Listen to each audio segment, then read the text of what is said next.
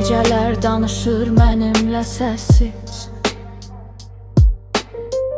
Ulduzlar şahitdir qəlbim kimsəsiz.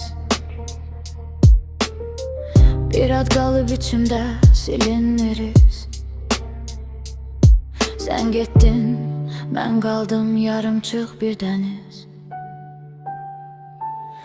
Səni unutmaq istədim, alınmadı yenə. Adın düşdü yağış kimi qəlbimin hər yerinə. Gülüşün qaldı xatirə, səsin qaldı küləkdə. Mən isə yol axtarıram itmiş arzular içində. Vaxt keçir, saat keçir, keçmir bu əsrət.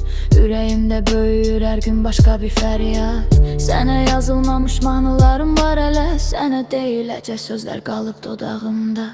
Bəlkə bir gün eşidərsən bu səsi. Külə gətirər sənə qalan hissi.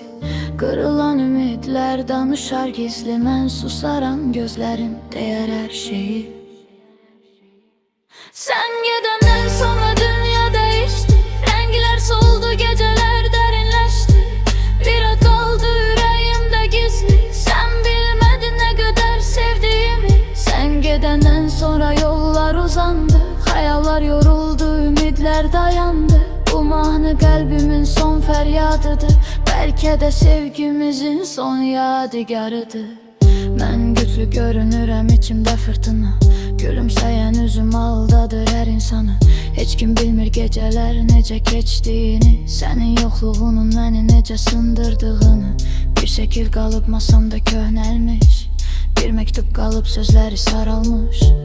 Mən dəyişdim, zaman dəyişdi. Amma sənə olan hisslərim dəyişməmiş.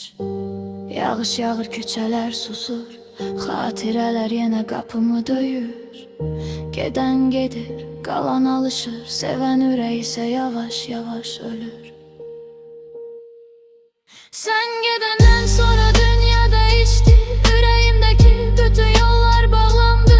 İndi mahnılarda səni axtarıram. Tapmayacağım elə bilə-bilə darıxıram. Əgər bir gün bu mahnını eşitsəm, bil ki bir ürək səni həqiqətən sevmişdi. Və hələ də səssizcə darıxır.